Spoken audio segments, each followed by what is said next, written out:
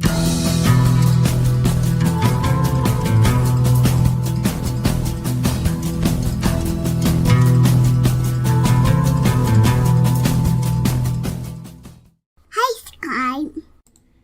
afternoon, everyone, and welcome to another episode of D.E.I. Deathwatch, where we chronicle the downfall and the doubling down of diversity, equity, and inclusion. I'm your host, Scribelight. It's Monday. Welcome to Monday. Hope everybody's doing well on this beautiful Monday afternoon. Let me get all of my streamer stuff going here. Got the banner, got the comments, and got all of you who's joining me on this beautiful Monday afternoon. Noah Sencio. Hello. Attack Alpaca. Good afternoon. Kiro Soldier. Hello. Oh, Portnoy. Scribe. Look at me here on time. And I now have a profile pic. Yay! Profile pic. Is it Ingsoc? Looks like some kind of Ingsoc thing. It's kind of small on my screen. I'm assuming it's 1984. Fair enough. Good job. You're now official YouTube audience member. Recognizable as something other than a bot. Good job. Captain JPS, good afternoon. Blue-Eyed Scream, hello. Resolute Germ, hello. Mike Savage, blarg. Simon Willikins, hello. Who else is here? Advocatus Diaboli, good afternoon. And The Blakester, hello.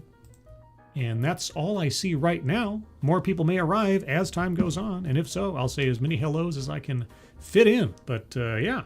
So it is Monday. It is DEI Deathwatch Day. Oh, Adabisi is here. Adabisi 007. Because he's a secret agent. He's a secret Adabisi. If you can believe it, DEI has not been really big in the headlines. There's been other things going on lately.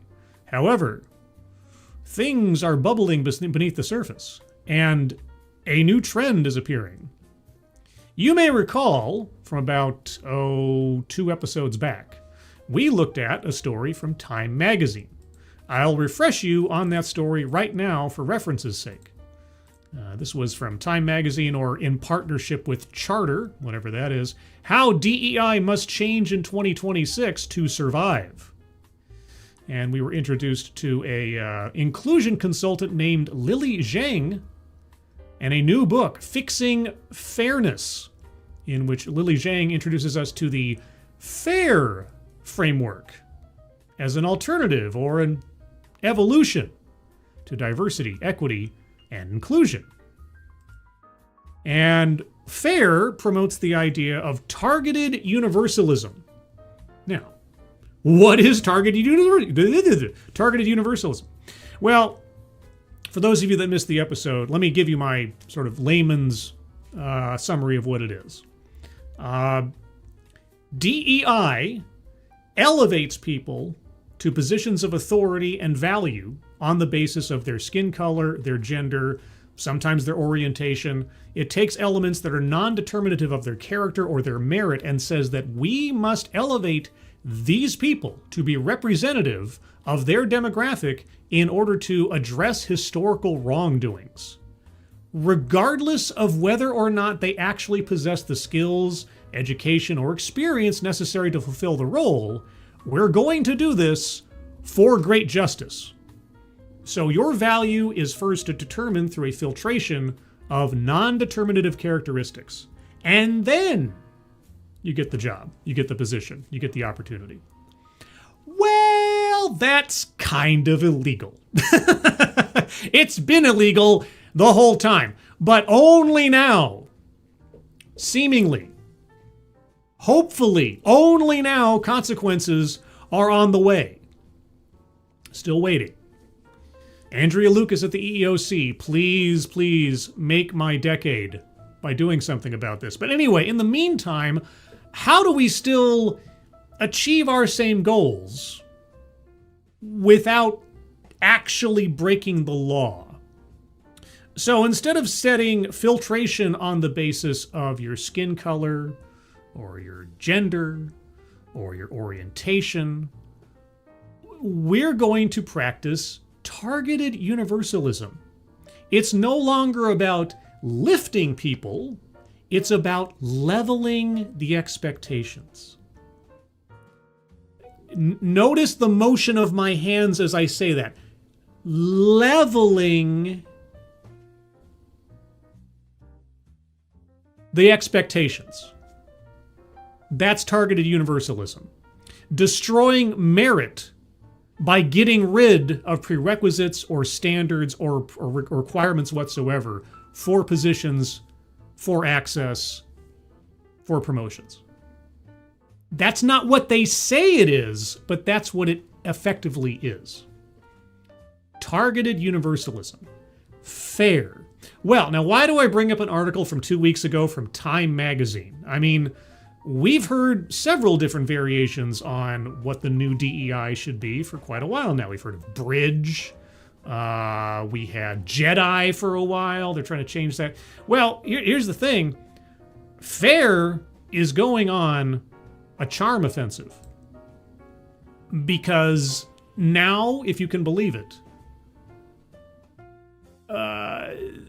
they've hit Forbes. Yes, Forbes. One of the greatest publication cheerleaders of DEI that I've encountered in the recent history of things. Forbes now has their own article on F.A.I.R. Let's see what Julie Kratz, chief cheerleader for DEI at Forbes, has to say about this. The evolution of DEI, evolution.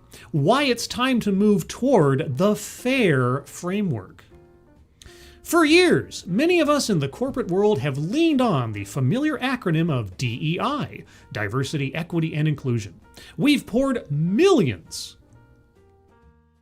At this point, I think it's crossed the B word personally, but anyway, we've poured millions into unconscious bias training and celebrated the rising numbers of diverse faces in our glossy annual reports. Boy, you sound almost, condescending to the idea. Okay. But if we are being intellectually honest, has the needle moved as far as it should? I don't know, Julie. How far is far enough? How do you measure success? By the numbers of diverse faces? Notice that she's not celebrating the rising numbers of profit margin. In a recent conversation with Lily Zhang, a no-nonsense strategist and author of the groundbreaking new book, Fixing Fairness, Lily didn't just offer a critique. They provided a roadmap for what comes next.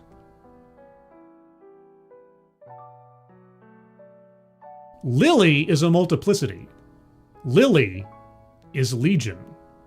To move from performative gestures to sustainable progress. Yes, everything that the companies have been doing and being racist and sexist all these years, it's just been performative.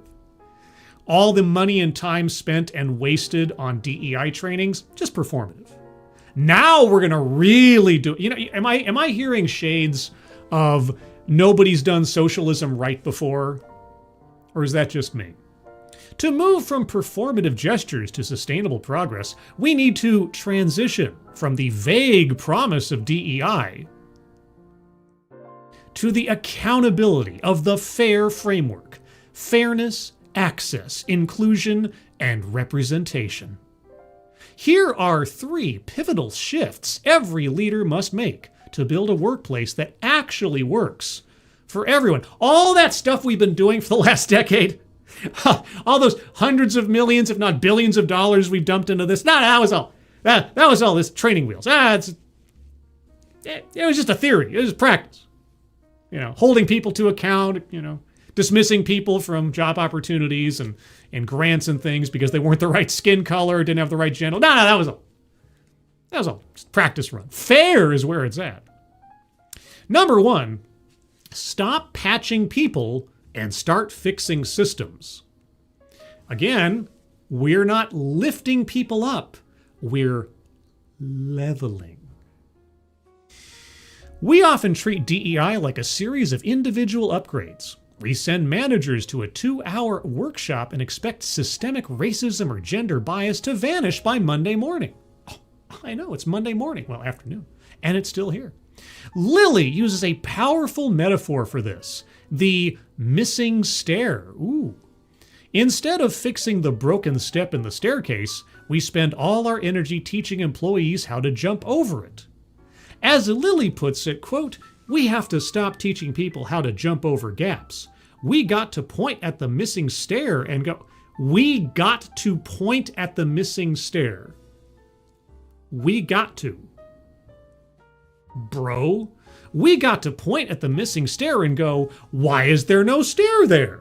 We have to put a stair there.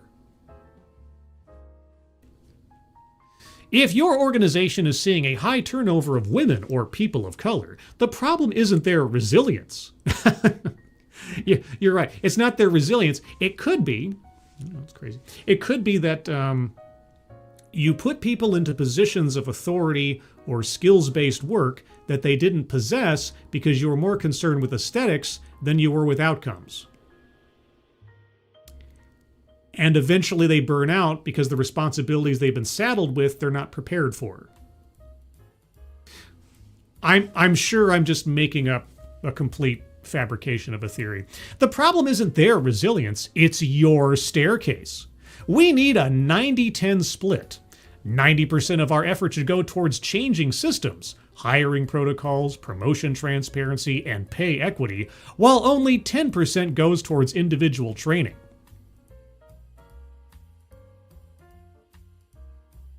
Okay, so you're not going to train people to do their jobs as much as you're going to change the processes by which people get the jobs? I mean, if you put prerequisites at the front of the hiring process and make sure that the people coming in actually have the skills, education, and experience necessary to do the job, then sure, you'd have to do less training, presumably. Is that what you're proposing? Actionable takeaway. Audit your missing stairs. Look at your promotion data. If one demographic is consistently getting stuck at the mid-manager level, stop offering them leadership coaching and start investigating the hidden criteria your executives use to choose their successors. It's not hidden. You guys have mandated it for the last decade. You can't put someone into a position of authority unless they check boxes first. And they're all aesthetic. Maybe I'm misreading something here. If your organization is seeing a high turnover of women or people of color, the problem isn't their resilience, it's your staircase. We need a 90-10 split. 90% of our effort should go towards changing systems, while only 10% goes towards individual training. I guess I need to know the details of the hiring protocols. By hiring protocols, you mean, again, stringent and strict prerequisites? I don't know. Number 2, beware the cobra effect of poor incentives. Good intentions can lead to disastrous outcomes if the incentives are misaligned. Lily recounts the cobra effect. Can Sylvester Stallone be far behind? A cautionary tale from colonial India where a bounty on cobra heads led citizens to breed cobras in captivity to collect more money. I know. When the bounty was canceled, the breeders released the snakes, leaving the city with a worse infestation than before. And thus lifted the market up again, didn't it? Oh. In the corporate world, this happens when we incentivize diversity quotas without changing the culture. Yeah, how did you incentivize diversity quotas? And by the way, I'm glad you're using the word quotas and not aspirational goals, because that's what they actually are, and they're illegal. And you incentivize them by putting literal bounties, monetary incentives on executives to fulfill those quotas, thus putting a price on the heads of people on the basis of their race. Which, when you think about it, sounds a little insidious, doesn't it? Anyway, managers might hire diversity to hit a bonus target, breeding the cobra, but without an inclusive environment, those hires leave, and the infestation of toxic culture remains. Your first mistake was hiring people on the basis of their appearance. Why not hire people on the basis of their skills? Full stop. I know, it's a crazy idea, but it just might work. Lily explains, quote, if you had $10,000 to invest, If, I'd invest maybe $100 into training, but everything else is going into creating that system, to creating the incentives, to creating the culture. What is that? Okay, this is the second time they've now, and by they, I mean the author and the interviewee, not the entity that is Lily Zhang. That's the second time that they've talked about putting a lower focus on training and put a higher focus on systems creation. An example would be nice. What do you mean? Going into creating that system, to creating the incentives. What incentives? Incentives to do what? Hire people on the basis of their race? We've been doing that. Actionable takeaway. Tie executive compensation to retention and inclusion scores from anonymous surveys, not just hiring headcounts. What is an inclusion score? Retention of who exactly? Based on what? You cited the problem as an exodus of women and people of color. So if you're not counting retention on the basis of demographic split, which still equates to a quota and a head count. Am I missing something? Are we saying get rid of one thing and then keep that same thing, or am I losing my mind? I could be. If a leader brings in diverse talent but can't keep them, they aren't succeeding. They are just participating in a revolving door. Okay, so you're still going to measure success on the basis of demographic, but we have to get rid of doing a head count on the basis of demographic.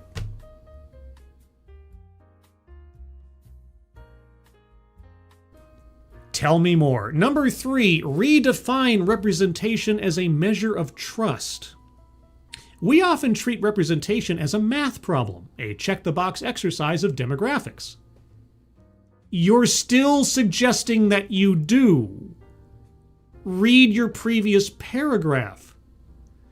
But Lily challenges us to view the R in FAIR through a more demanding lens. Trust. Well, then why didn't you call it T?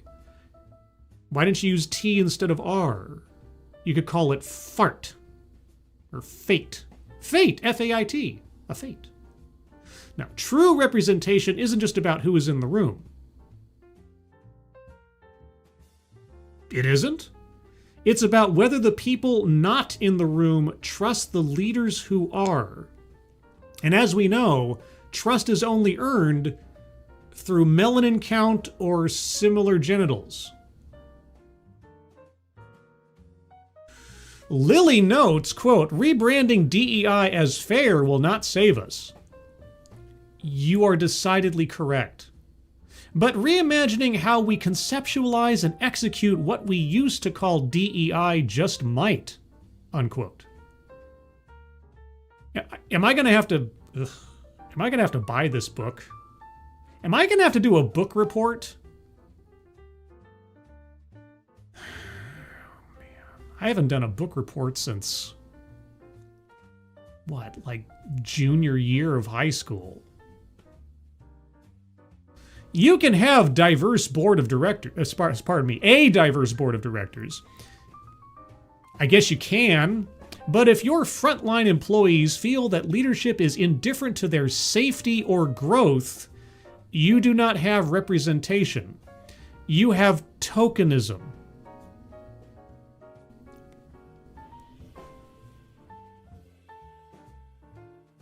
So,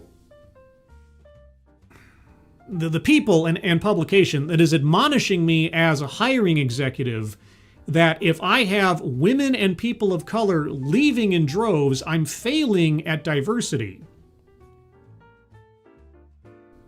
But if my people don't trust me because of their lack of sense of safety or growth, then I have tokenism by simply being here? Representation is achieved when people from all backgrounds look at their leadership and say, quote, I trust that person to make decisions that consider my well-being, unquote.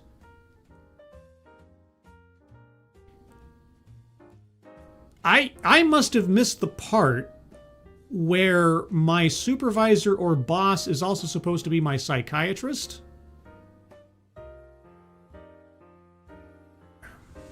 Actionable takeaway. You know, for these actionable takeaways, I'm not seeing a whole lot of definitive action. Measure your trust gaps. Use your next internal survey to ask, quote, do you trust leadership to act in your best interest when you aren't in the room, unquote. Slice that data by demographic. If the trust levels of your marginalized employees are significantly lower than the majority, that is your primary representation project for the year. So, at what point in the survey process do I inquire of someone's race or their gender? Why not just get anonymous feedback? Oh, I have to slice it up by demographic. But we're not tokenizing anybody, and we're not valuing certain opinions more than others on the basis of non-determinative physical characteristics. FAIR is totally not DEI, guys. Totally not. The path forward, the FAIR framework, fairness, access, inclusion, and representation, is about more than just a name change. Not that I've seen. It is a commitment to rigor, evidence, and systemic accountability. It's time we stop asking our employees to jump higher and start building a staircase that everyone can climb. Targeted universalism? Yeah, I mean, if the staircase is a linoleum floor, it's a pretty easy climb. But anyway, that's our first story. Blue-eyed scream. So the talent leaving because of their failure, or they want more compensation or challenge. Their reasons for leaving are less important than who is leaving. We didn't talk about like employee satisfaction. We talked about the specific kinds of employees that are leaving, and then surveying them to see if they trust the leaders. And how do you address a trust problem? It didn't specify. Like, well, what if people write back and say, I don't know that I trust Bob with my well-being? Well, what do you do then? Do you fire Bob? What does Bob do to address the trust situation? Or how do you assess a gap in trust? I really don't want to have to like pay money to read this book. And I might have to, because I mean, between Time Magazine and now Forbes, if this is what they're running to, if this is the next big thing in DEI's evolution, I need to educate myself. Because I'm stupid. Noah Sencio, good afternoon, everyone. Good afternoon, Noah. Nice to see you. Let's see. Advocatus, you do job, I pay you money. What the fuck is this? I don't know. I'm trusting you with my well-being and growth. Well, I mean, if they're talking about like, do I trust this person to make decisions that are beneficial to the company or beneficial to my job security? Maybe. I mean, I don't know what that means. I need an example. Like, I have a great boss. I have to say, if there was a lottery for bosses, I lucked out. My boss, first and foremost, cares about his employees. He cares about making sure that we have health insurance, that if we have vacation, that he urges us to take it, and on and on and on. And I know through long years of experience that if something goes sideways, one way or the other, he'll let us know, and he'll give us every opportunity to try to adjust, and not like in some kind of pity way. But he's very reluctant to not want to help and make sure his employees are taken care of. I've been very lucky in that regard. So maybe I'm spoiled or something. At the same time, he's not my caregiver. I am an adult.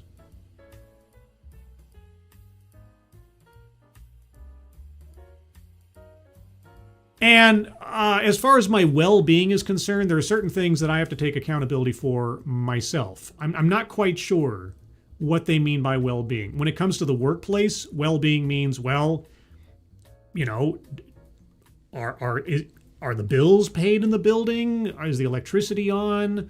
Am I being paid? You know, if payroll suddenly disappears, well, then my well-being is in question.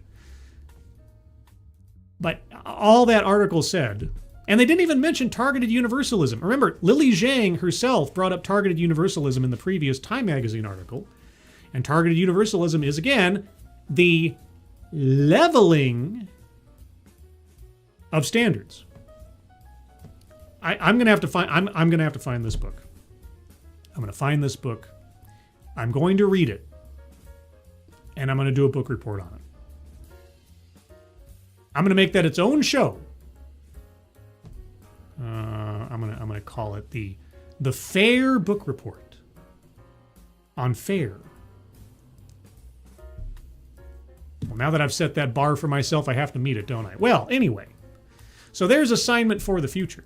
But moving on, we do have other stories in the wonderful world of DEI this week, like the U.S. Federal Trade Commission warns law firms about DEI hiring. Oh boy. Will O'Melveny and Miles or whatever it was, and what was the other one? Was it Perkins Coie? There's a couple other law firms that got under scrutiny. Let's see who they name off. January 30th, the U.S. Federal Trade Commission said on Friday it had written to 42 law firms, well, it is the answer to everything, warning them about diversity, equity, and inclusion hiring, which it described as potentially unfair and anti-competitive. I mean, it's been the case for 10, 15 years. What? Okay. And I haven't read this article yet, so I don't know what's going to happen here. What incentive or disincentive, as the case may be, is the FTC dangling in front of these law firms to ensure that they change their ways? Let's find out. President Donald Trump's administration has eliminated DEI-related programs in the government. It's working on it. There's still a few in there, I think. Several private firms have also rolled back such initiatives, at least rhetorically. The FTC letters were addressed to many of the country's largest and most profitable firms. 3 of them, Paul Weiss, Wilmer Hale, and Perkins Coie, hey, my memory isn't completely dead, were targeted last year by Trump executive orders that threatened their business practices, citing in part their allegedly discriminatory hiring practices.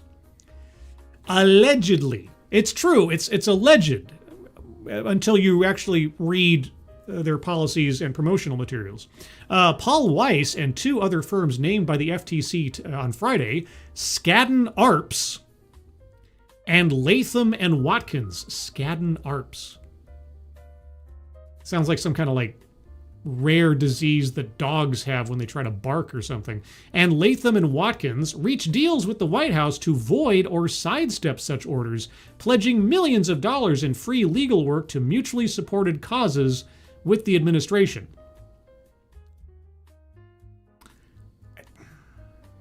Okay. I remember a similar story when I think it was Perkins Coie. That really does sound like extortion. Give us free legal services and we'll let you go. I don't like that. Either punish them for having broken the law or find that you don't have the grounds to do so. But letting them buy their way out of it, and especially if you, the federal government writ large, are going to benefit, that doesn't sound right. The FTC's list also includes Wilmer Hale and Perkins Coie, which filed successful lawsuits challenging the president's executive orders last year as unconstitutional. Hey everybody, Title VI and Title VII from the Civil Rights Act of 1964 exists. Here's an executive order to remind you of that. That's unconstitutional. Representatives for the 5 firms did not immediately respond to requests for comment. The White House deferred comment to the FTC. The FTC said all 42 firms participated in a program overseen by consultancy Diversity Lab. I remember Diversity Lab, that seeks to establish and boost gender and race employment practices in the legal profession. Diversity Lab did not immediately respond to a request for comment. I think I've done a video on Diversity Lab before, or at least mentioned them. Since 2017, Diversity Lab has offered a certification for law firms that ensure at least 30% of their candidates for leadership roles are underrepresented lawyers. That's what it was. That's what it was. They sell a certification. A Diversity Lab is the established titles of the diversity market. Ooh, look, you have this piece of paper that says you're an official diversity company. We've certified you. You own 1 square foot of land in Azerbaijan or something. The group has previously defended the legality of that program, citing a May 2025 ruling in which a federal judge, and as we know, all federal judges are just omniscient and wise beyond their years, in which a federal judge found that the certification does not establish hiring quotas or other discriminatory practices. No, it doesn't establish them.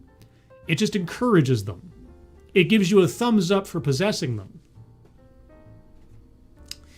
FTC Chairman Andrew Ferguson, in a statement, said firms were warned that agreements among firms to meet metrics for diversity, equity, and inclusion, quote, can distort competition for labor in legal professions, including along dimensions like hiring decisions, pay, and promotions, unquote. I would love to see the whole quote of that individual there, because they cut it off, or they started it, after they... Let me just read that again. FTC Chairman Andrew Ferguson said in a statement that firms were warned that agreements among firms to meet metrics for diversity, equity, and inclusion. I mean, metrics for... I could be wrong. I'd have to find the actual quote. But I'd be surprised if he used the phrase diversity, equity, and inclusion instead of things like race, gender, orientation, or something to that effect. Just interesting place to cut the quote and start it up. The U.S. Equal Employment Opportunity Commission last March demanded detailed hiring data from 20 major firms, including applicant names and whether race or gender influenced decisions. Well, hey, FTC, I got somebody you can talk to, and maybe this was one of the firms you sent a letter to. I'd like to get the list of the 42. Was O'Melveny and whatever, Myers, were they one of them? Because I got a video for you. A Reuters special report in July found that 46 of the 50 highest-grossing law firms, U.S. law firms in the Trump era, had scrubbed or altered website references to diversity, equity, and inclusion, which obviously means they've done nothing wrong and cannot be held accountable. As lawyers know, if you've done something wrong, all you have to do is change some wording on a website, and all is forgiven. Is there a link to this list of 42 whatevers? I'm going to have to look. Why can't these stories give you all the information? It's always a tease. You know, or a link to the statement. Could you give me a link to the actual statement from the FTC chairman? No? Okay. Boy, oh boy. But anyway, yes, so once again, the federal government has sent a stern letter.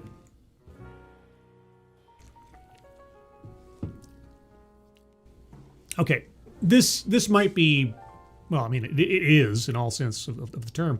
This is cope on my part at present. I am hoping that right now we have effectively what is the calm before the storm. Because I have hope, small it is, hope beyond cope, that what Andrea Lucas at the EEOC said, the stories we've been seeing about investigations into Verizon and other companies, the promises that there will be action this year when it comes to DEI, bad actors, both for what they're doing now and what they did in the past. And here's something else that I thought about just the other day. One of the stories we read not too long ago was that the federal government was looking into an old fraud law to apply towards DEI situations. And just recently, within the last week or so, the Trump administration announced there would be a new fraud department at the Department of Justice.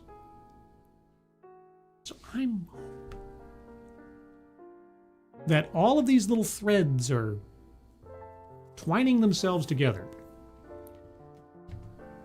And that right now, depositions are being taken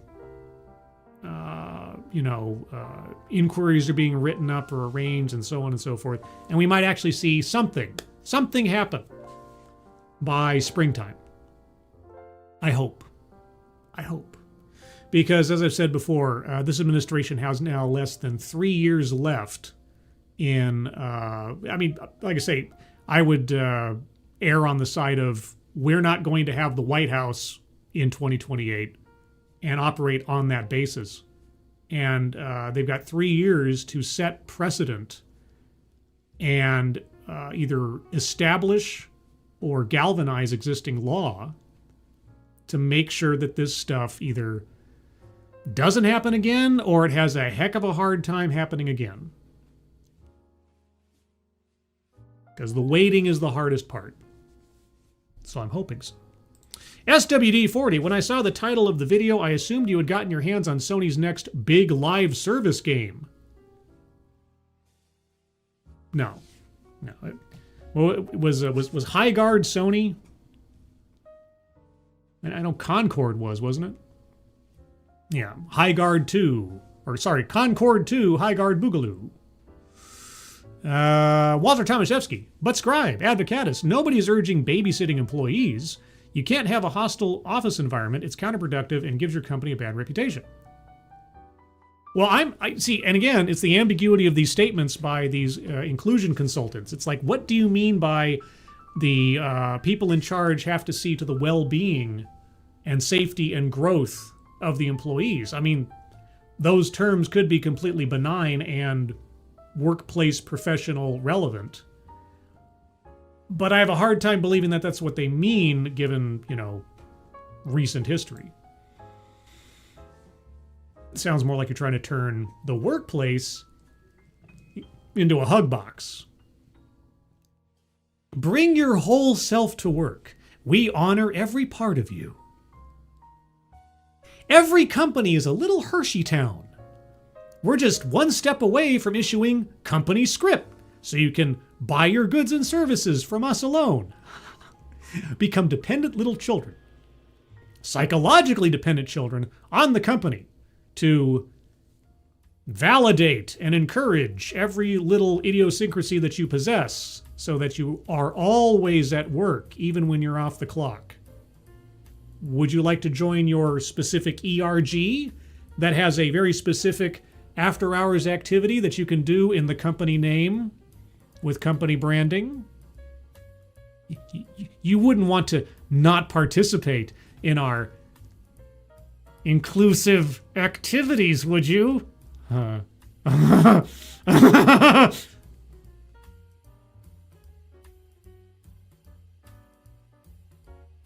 Scribe, did you injure your wrist? I noticed some sort of bandagement. So, I know this might seem stereotypical, but truth be told, I had problems with carpal tunnel in the past, and so when I'm doing, I do a lot of typing when I'm doing my job, and I've gotten so used to having something against my wrist that the sensation of having like the edge of my desk against my skin like drives me nuts now. And so almost just reflexively, I put this on whenever I'm doing, whenever I know I'm going to be sitting at a computer for a period of time, I put this on because, yeah, I don't want to injure myself or promote any more injury. And it's just more comfortable otherwise. That's right. So I am not injured. This is a preventative device. It's also armor. Yeah. Get a couple of these, put them on. Hey, cosplay, do some SCA type stuff or something, if that's your thing. Yeah. Concord was Sony. Yeah, I thought so. It's been a while since I paid attention to Concord. I'm waiting for the next big, some of these flops I never even heard about until after they flopped, like High Guard. Never heard of it. Of course, I'm not a video game industry aficionado like some people are. The one I'm waiting for is Neil Druckmann's next Sojourn. Was it like Out of This World, The Heretic Prophecy or something, or Starbound? I don't even remember what the first first word in the title is. But whatever that is, whatever it is, when you had the shaved head bounty hunter girl who was working for female Nick Fury. That's the game I want to see I want to see how it performs. But speaking of performance, best segue I have, diversity think tank. We can't afford to roll back DEI. Well, I mean, if the people in federal government have their druthers, you soon, hopefully, won't be able to afford to keep DEI. But tell me more. Even without recent news in the U.S., okay, diversity, equity, and inclusion initiatives were dialed back. Dialed back. Is there two L's in dialed? I know. I'm the English major. I should know better, although I'm not a walking dictionary. Dialed back. Oh, okay. All right, just making sure. It looked odd to me, although let's see. No, wait, dialed back. Dialed is the British English spelling for the past tense and past participle of the so this is like check or curb or colored or color with a U. Okay, that is the British version. I thought it looked odd. It's correct in the right context. DEI initiatives were dialed back in UK businesses last year. That explains it. Due to tight budgets and economic uncertainty. Is it the end of the DEI push as we know it, or just a momentary blip in the fight for a diverse tech workforce? I don't know which. We are experiencing a deliberate and often quiet rollback of diversity, equity, and inclusion initiatives within UK businesses, which will have long-term damaging effects for the tech sector and wider economy. The implications of these rollbacks are, put simply, a reversal in progress and a reinforcement of deep systemic inequality. That's right, guys. As racially and gender-based hiring quotas go away, racism is coming roaring back. With pressure to reduce costs and stay afloat in challenging economic times, many businesses cite the cost of DEI initiatives and policies as being prohibitive to doing business. Well, okay. Describe for me and show me evidence of the ROI on DEI. What is the return on investment for spending millions, if not billions of dollars on diversity and equity and inclusion initiatives? If you cannot show me the actual business case for DEI programs, then DEI programs should probably go by the wayside. Correct? Many businesses cite the cost of DEI initiatives and policies as being prohibitive to doing business. This is short-sighted. Guys, I couldn't help but glance.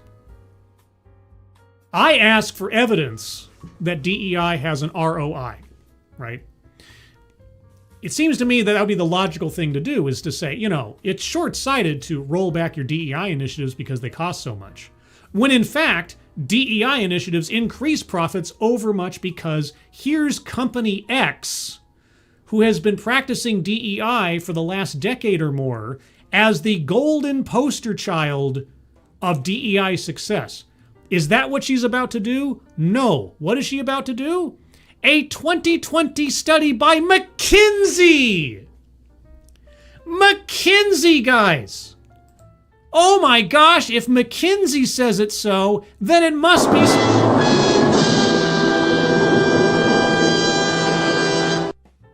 McKinsey. A 2020 study. Well, at least you're not falling back on the 2015 study that started this all in the first place.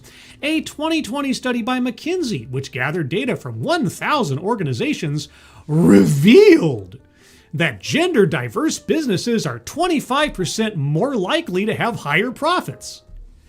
25% more likely. Do they? And here's the flip side of that. That means that they are 75% less likely.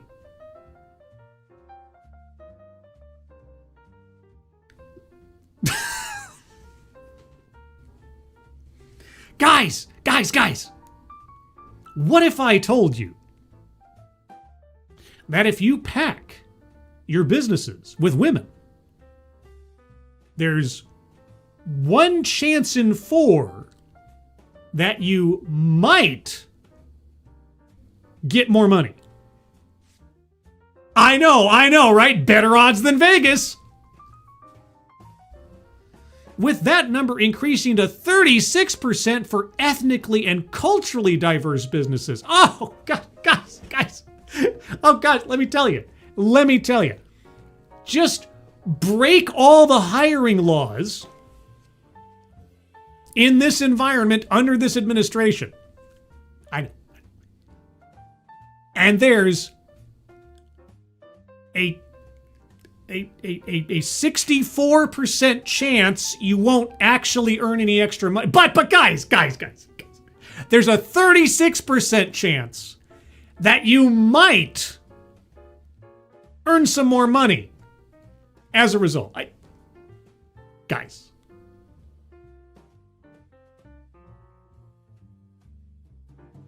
The risk of turning away apparently is a 75% chance it's going to be a waste of time. But anyway, the risk of turning away. So what are the actual implications of the rollback in DEI initiatives? You're not throwing money into a furnace. You are reducing the possibility of legal action either in civil court or potentially criminal court by either individuals, class action, or federal government. I think that kind of covers most of the big bases. If you're experiencing a change in DEI activities within your organization, it's useful to consider whether this is because DEI is being deprioritized or whether the organization is reframing what DEI means within the context of its organizational strategy. Guys, it's not that DEI is going away. It's just going to become more fair. If efforts are being deprioritized, then potential implications include, oh boy, here come the implications, guys. 1, a shift in workplace culture. When DEI is no longer a priority, the risk is that some employees become more vulnerable to discrimination, microaggressions, and systemic disadvantages. Or, as Thomas Sowell put it, when people get used to preferential treatment, equal treatment seems like discrimination. They may lack the structures and mechanisms to ensure their voices and perspectives are heard. In the worst case scenario, they may be actively silenced. In what way? So first and foremost, you can't even give us a single named company example of success in DEI. You lean back to McKinsey, who gives the most polished turd assessment of why you should stick with DEI, if you read it and think about it for a second. And now you're talking about all the boogeyman of the dangers of not having DEI by talking in abstracts. May happen. They may lack the structures. They may be actively silent. What does that look like? Like in the workplace, what does it look like? DEI goes away. How is an employee actively silenced? Like, you mean someone in the middle of a meeting starts talking and, interrupting, and someone goes, shh, like that? Practically, what, the previous paragraph wasn't practical? Practically, you might see this in meetings, am I psychic? Where the same people contribute regularly and the same people struggle to contribute their ideas and perspectives. Well, then maybe they should learn some social skills or to become more self-assertive. Over time, you may notice your teams becoming more homogeneous. By what metric do you mean homogeneous?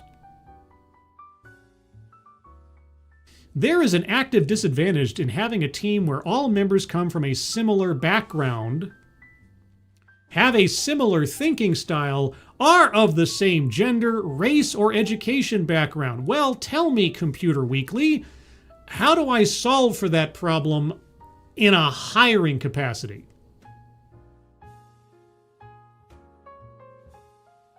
Tell me, how would I solve for that problem when it comes to hiring and promotion?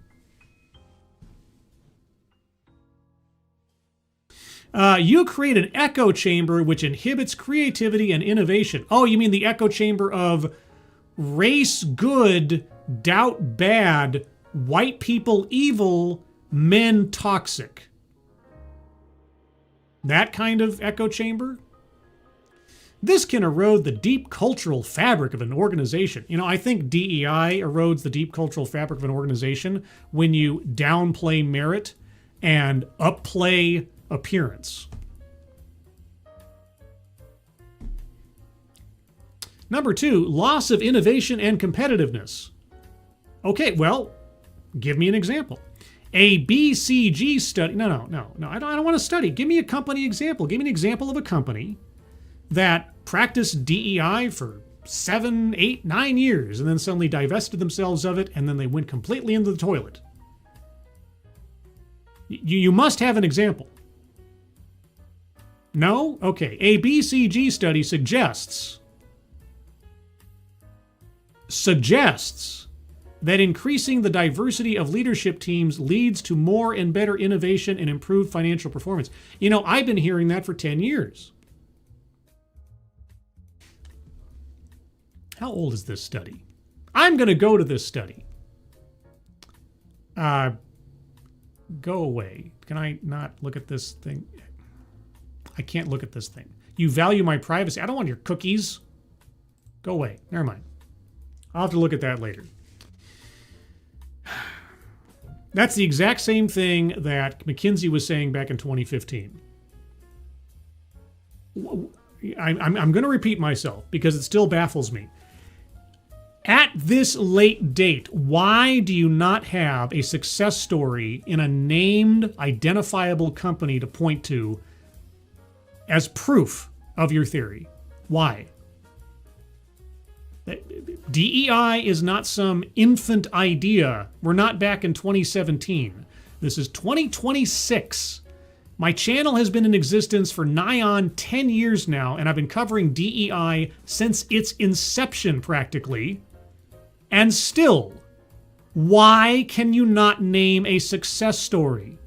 You keep pointing to really shadily sounding studies. In today's economic climate, coupled with the opportunities and risks artificial intelligence brings to the way we do business, by the way, OpenAI and AI in general is about to experience a metaverse-level crash. It's coming, and when it happens, it's going to happen fast.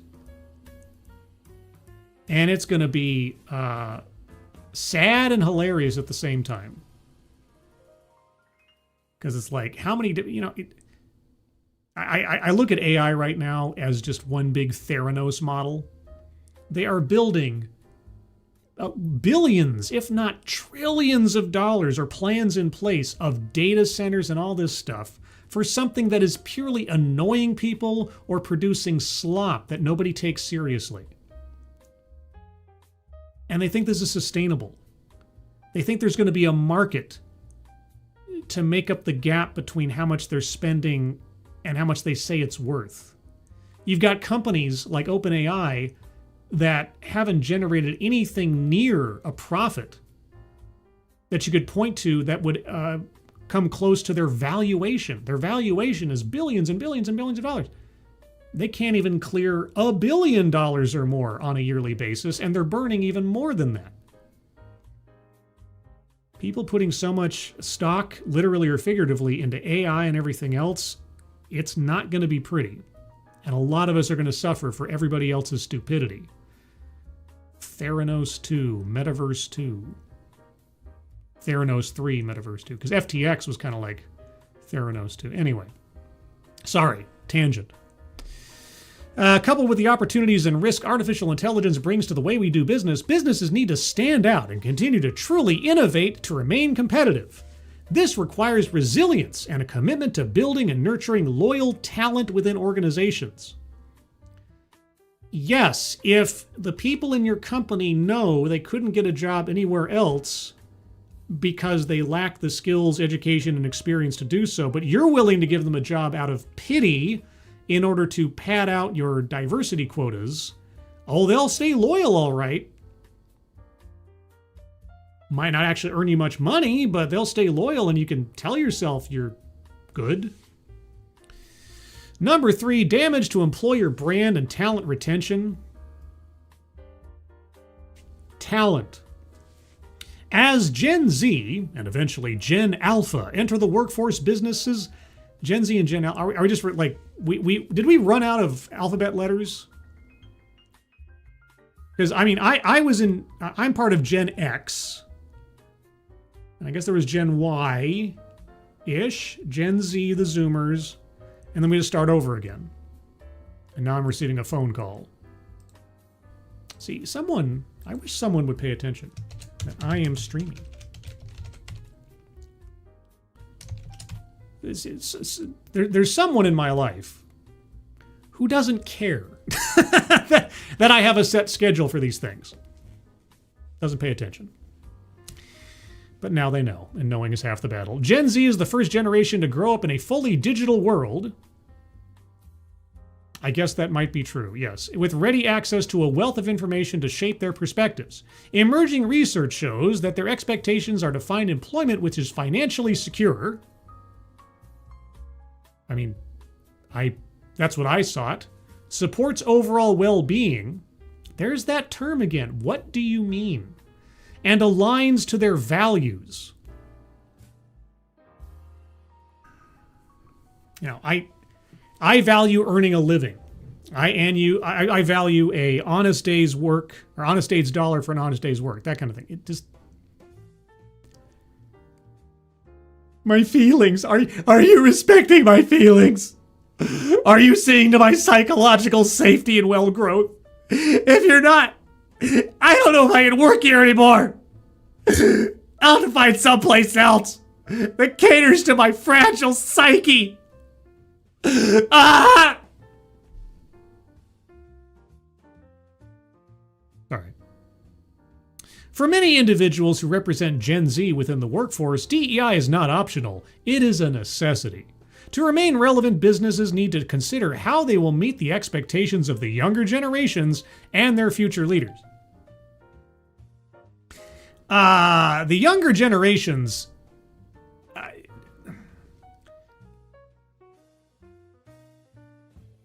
we don't know hardship anymore. I've said something to this effect before. Here's an example. Here's a pop culture example. Why does Star Trek suck these days? Why does Star Trek suck? It's the writing, mostly, also the philosophy behind it, but it's the writing a lot of the time. Where do the writers come from these days? What life experiences do they have when they bring themselves, their whole selves, to work? Are they people that lived through true hardship, that had to deal with tough choices in life, that knew want, that knew struggle, that had to have what is important in life challenged in some way, shape, or form? You know, like the writers and the people that participated in the original Star Trek series, you know. People who either had family or friends or themselves were military veterans from serious world wars. You know, people actually lived some life, had to go through some things.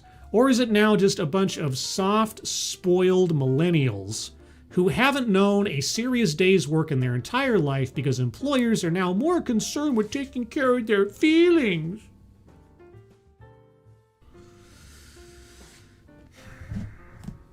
Our pop culture has been coddled into oblivion.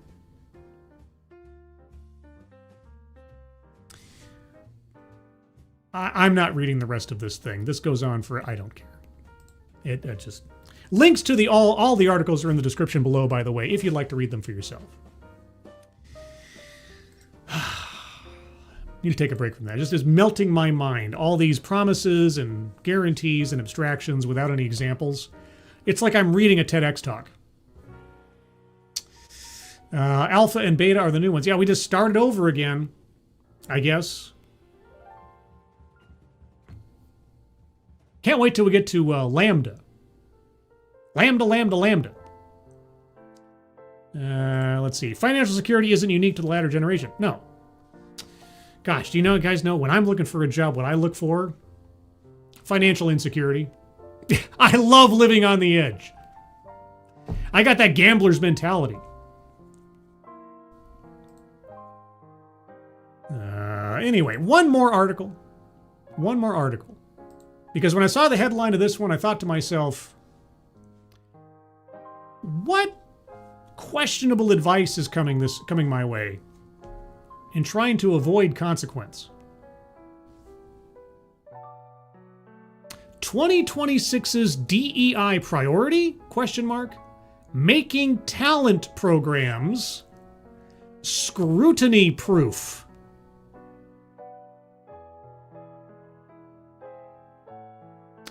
Because prior to this, guys, HR can improve opportunities for all without making illegal promises or instituting policies that won't age well when the pendulum swings back, DEI advocates said. Yeah, everything we've been doing up to this point, guys, totally above board. There's nothing to worry about. DEI is completely legit. That's why now that somebody's actually calling us out for what's been on the books for years, we're scrambling to make sure we're scrutiny proof.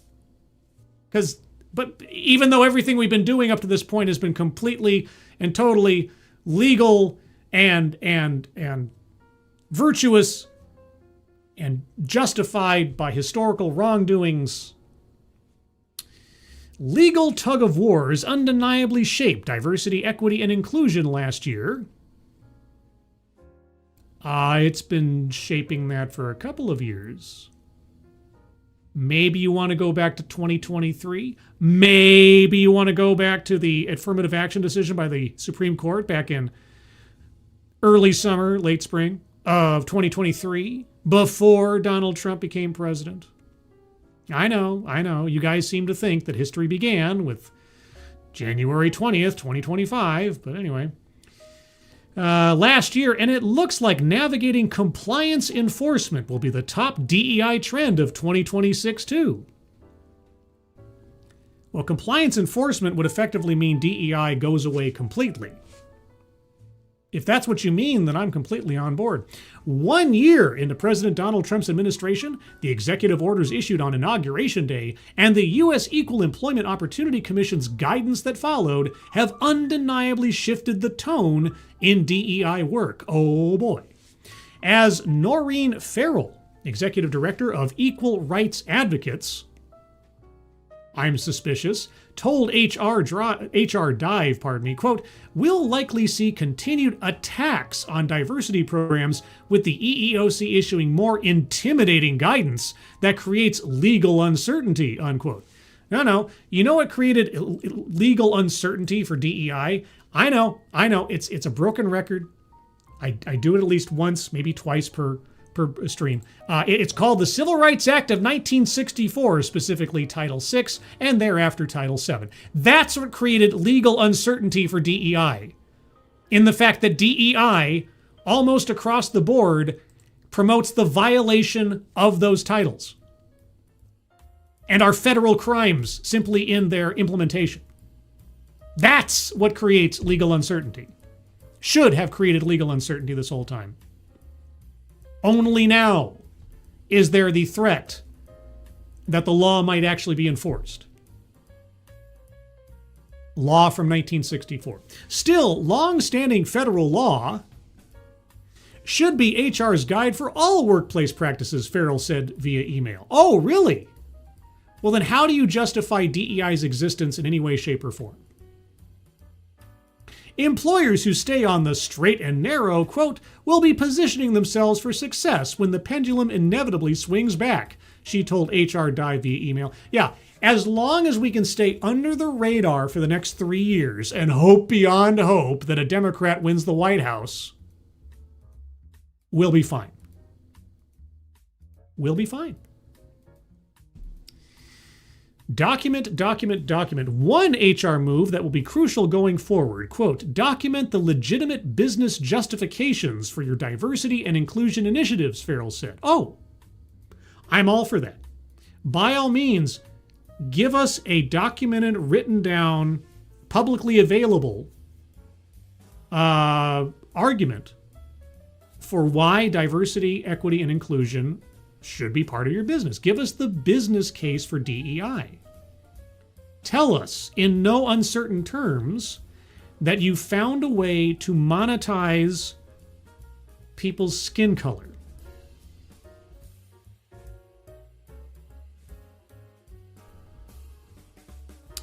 When DEI is under the microscope, not only will the content of talent development programs be significant, but the way HR documents their talent strategy will be of utmost importance as well. Yes. For the eventual legal action and the discovery process, please document everything you're doing with DEI. Quote, pay transparency, internal equity, documentation quality, and consistent performance management will matter more, not less, because companies want defensible decisions in a more contested environment, unquote, said Saeed Kassis Mohammed, chairman of the We Care Foundation, that doesn't sound dystopian, who oversees talent strategy for his firm. Quote, focus on process metrics that show fairness, such as structured interview usage, time to promotion, well, either you've earned it or not, attrition by cohort, participation in training and manager accountability, Kassis Mohammed said. Quote, you can improve opportunity without making promises you cannot legally make, unquote. Give me an example of an illegal promise. I mean, I could conjure some up, but I'd like to know what the experts have to say. What is an illegal promise that companies should not make? Make programs scrutiny-proof. That's what the title of the headline said. The outlook from DEI advocates going into 2026 holds a glimmer of hope. Quote, HR professionals should know that state laws are getting stronger where the federal government is stepping back and courts are blocking the most egregious overreach, Farrell said. Okay, well, tell me about Title VI and Title VII. You know, the long-standing laws that are still there. And the federal laws that you said yourself should be your guiding light in these decisions. So where are the barriers, in your opinion, that are legitimate, or at least are long-standing and aren't going anywhere? But in the meantime, HR should make its talent development strategy impenetrable to scrutiny. Tell me how, with this one weird trick. Quote, don't panic, but don't be complacent either, Farrell said. One political appointee shouldn't override, quote, decades of court precedent affirming programs that open doors and remove barriers to equal opportunity, she said. One political appointee. So you're talking about the President of the United States? So the President of the United States issues executive orders, which I'm no fan of in principle to begin with, but either way, that effectively just remind everybody about the existing civil rights laws that simply aren't enforced, and more or less says we're going to be enforcing these laws where people have not been.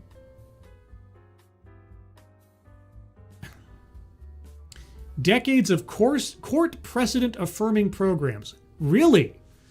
Well, I would love to ask Ms. Farrell about the precedent set with the affirmative action decision and the argument for diversity being a justification to avoid legal consequence in race discrimination.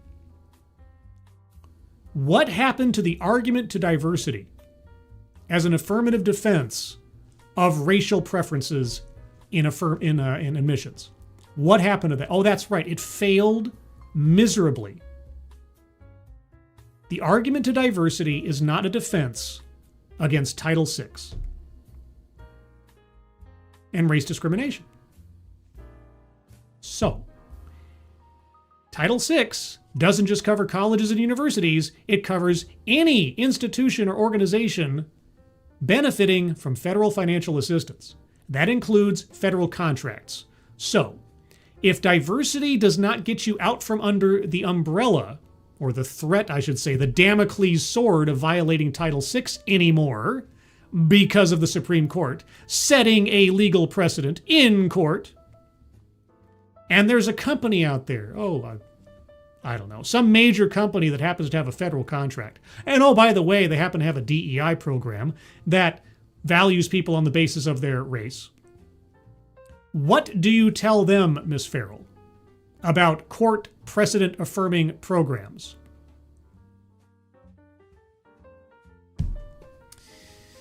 Do not improvise either, Cassis Mohammed echoed. Quote, work closely with counsel and stay grounded in lawful, job-related practices that improve fairness and reduce risk. What DEI practices prior to 2025 are legally dangerous?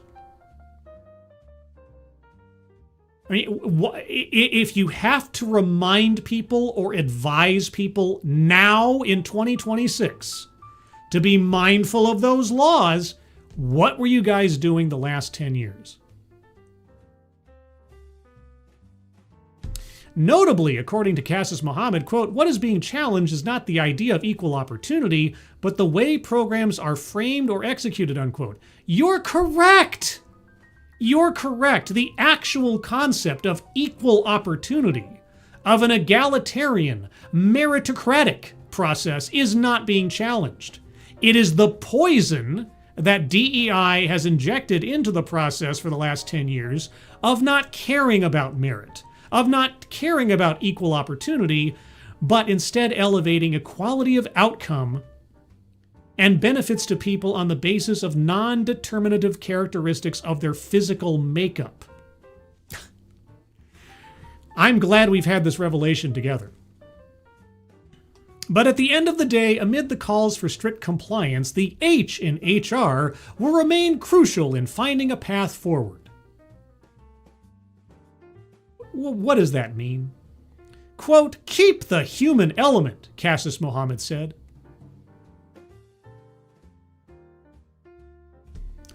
It is a tough hill to climb. Quote, in a polarized climate, people still need psychological safety, clear expectations, and managers who can lead diverse teams. You have to, here's the thing, guys. If you're leading a team of people that variably don't look like you, you have to have a specific certification per melanin count. Otherwise, you don't know how to lead a diverse team, I guess. I wonder if Diversity Lab provides that kind of certification. If HR can equip managers to handle conflict, give good feedback, and run fair processes, that is inclusion work that survives headlines, unquote. Define for me a non-diverse employee. For as long as you differentiate people on the basis of their diversity, I want to hear how you assess someone as being not diverse. And then tell me about how you assess people and whether or not that is legally valid in the workplace.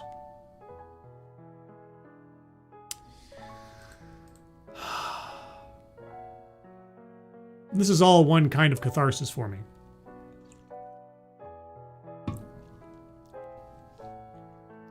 Old man shouts into the ether for reasonableness to return to our society. I know. It is a futile effort sometimes. Meh is here. Hello, Meh. Advocate is Scribelight. When they say document the business justification, they are just doing so in hopes you will overlook the legality of it because of it. Well, I hope not.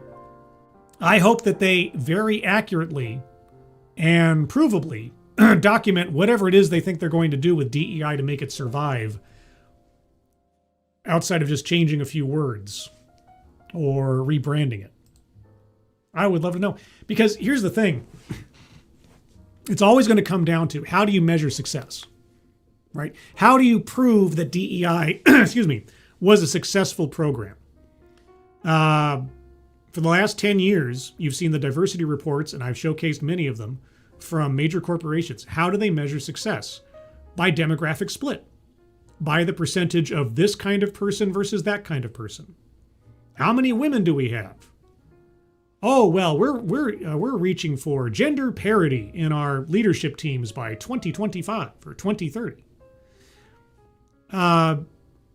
Because ultimately, what it's going to come down to, and we've seen this since 2022, companies have consistently reduced their DEI budgets. Why? Because it doesn't make financial sense. As I said before, there is no ROI on DEI. If there was, if you could prove in no uncertain terms that having a DEI program was the golden goose that had an infinite number of eggs to lay, then everybody would be doing it and dumping more and more money into it as a perpetual motion machine for cash outs. But they're not. Since 2022, roundabouts, diversity budgets have gradually gone down and become smaller because they couldn't any longer justify the cost. And you have to be able to justify the cost. And to justify the cost, you have to have some metric of success. And if the metric of success is not financial, because they've been very cagey about giving a financial benefit to DEI as the first, the leading line, because that would make it sound very mercenary. That wouldn't make it sound virtuous. That would make it sound like avarice. And DEI is not about making money. It's about doing the right thing. It's a moral crusade. It's not a financial crusade. So if we lose money on DEI, it's for the greater good. The greater good. But ultimately, they're going to have some metric of success to justify spending the money, because it just the moral argument, the virtuous argument, the argument to diversity never made any sense, and makes even less sense now after the Supreme Court decision. So it really is in the details, and it's really going to come down to, okay, you're allocating this amount of money to DEI programs. How do you tell that it's been successful? How do you tell that it's been worth the money? And all that they have is a racial and gender audit at the end of the day. Every one of these articles that we read on this subject today still eventually came back around and couldn't avoid the undeniable truth that the only way to measure success in their world is what kinds of people do they have at the company, what kinds of people are leaving the company. That's it. Now, the big component that's still missing is consequences. Legal, provable, financial, shameful consequences to this kind of behavior by companies. Unless or until the laws are enforced, the laws that have been on the books since 1964 are finally enforced, and in a meaningful way, as we've seen, they will continue to change the names or, alter the framework, or try to call it something else, or try to pretend that it doesn't exactly exist the way that it did before, and we're totally being within the legal compliance now, guys, never mind what we were doing the last 10 years. Moral hazard. If you let them get away with it, they're just going to get away with it. They're going to wait until a Democrat's back in the White House, and all of this goes by the wayside, and they just start up again. So, this is the time. 2026, 27, and 2028 is, as far as I'm concerned, and this, if I was somebody working on trying to do away with this in the federal government right now, I would look at this as, this is the last chance we've got to get rid of this stuff and really send a message and try to turn the page back to a time where we were actually on a trajectory where things were getting better. So yeah, these next 3 years, this is it. If we don't see something, dare I say, I don't know, I don't dare to say it too much, but dare I say,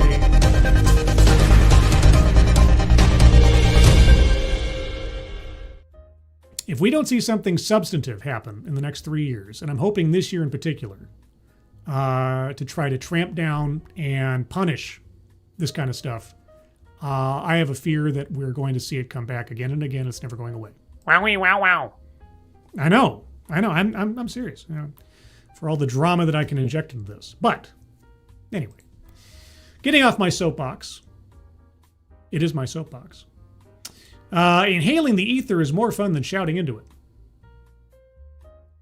'Cause I'm a dentist. He's a dentist. I thrill when I drill a bicuspid. It's swell, though they say I am maladjusted.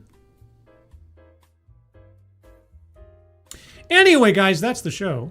Frank Hubbard, the company I belong to, changed it to DEB, Diversity, Equity, and Belonging. Ah, yes. Deb. Now, see, I've said for years they should call it Diversity, Equity, Belonging, and Inclusion. Debbie. And then they make this cute little, like, receptionist mascot. Who's Debbie? The friendly HR person. You know, and she's black and a midget and in a wheelchair. And it's Debbie, the diversity lady. Yeah, belonging.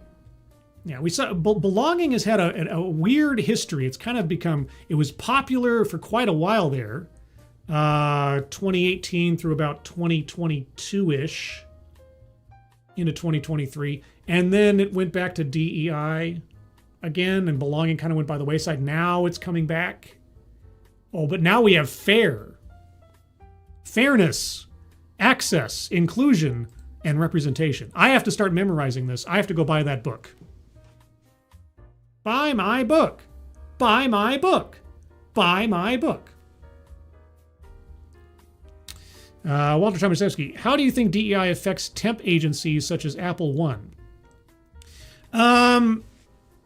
So I can't speak to Apple One specifically.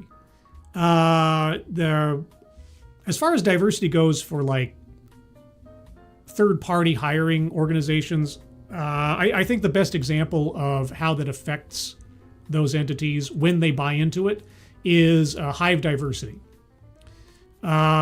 And it is a useful tool for the employers because, and if you want to know about Hive Diversity, there's a playlist on my channel. Short version is, was, because they've changed their name since then, but it was an app that partnered with major corporations to, basically you'd be a college student and you'd get an account on Hive Diversity. And you'd essentially just upload your profile. You'd give your vital statistics, you'd give effectively your resume if you had one, and then these things would be sent out to affiliate client companies, and you know, if they had internships or entry-level positions, you know, it sounds just like a hiring company. It's like, okay, you know, like monster.com or something. The thing about Hive Diversity though is they would give you a chance in this application process, in this profile process, to talk about your diversity story.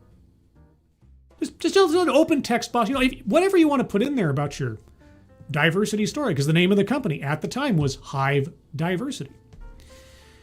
Because companies, they have a problem with recruiting specifically on the basis of race in a explicit way. Like they can't say publicly we're only going to hire this kind of person, and they can't technically put onto a resume or onto a job application, tell us your religion, tell us your race, or anything like that, because that kind of tempts fate. So what organizations like Hive Diversity do is they act as a firewall.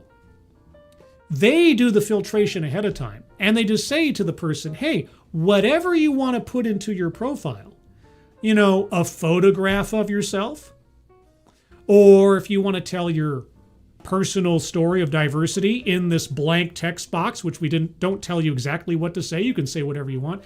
And so if the individual volunteers information to Hive Diversity, that would then be passed on to the client corporations. And their hiring executives could look at these applications and just happen to see that someone mentioned that they were a one-legged escapee from a circus.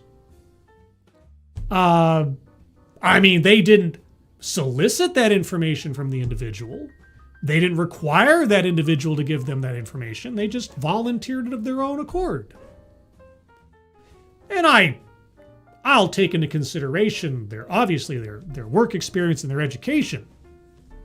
And also maybe make a note of the fact that they fit to our demographic needs. And then I'll give them the internship. It's all about plausible deniability. As long as entities like Hive Diversity and other such things, if they can provide companies with plausible deniability in some kind of accusation that they were being racist and or sexist in their hiring practices, and give them one extra layer of insulation from such accusations or from having to do it themselves, that's the benefit. That's how DEI finds itself into those third-party hiring companies and things. In my opinion, from what I've observed. I only bring up Hive Diversity because they specifically said this in an article with one of their executives. They said in no uncertain terms, that's the benefit of Hive Diversity, is that companies can't ask those questions directly. And so their product effectively gave them an opportunity to volunteer that information without having to be solicited for it directly. So when someone makes an admission like that, I feel pretty comfortable just kind of repeating it back. But anyway, so that'd be my guess. I don't know anything about Apple One, but if I had to guess, that'd be it. Advocates, we didn't discriminate. We just paid them to send us people, and then we hired who they sent us. We are innocent. Essentially so, yeah.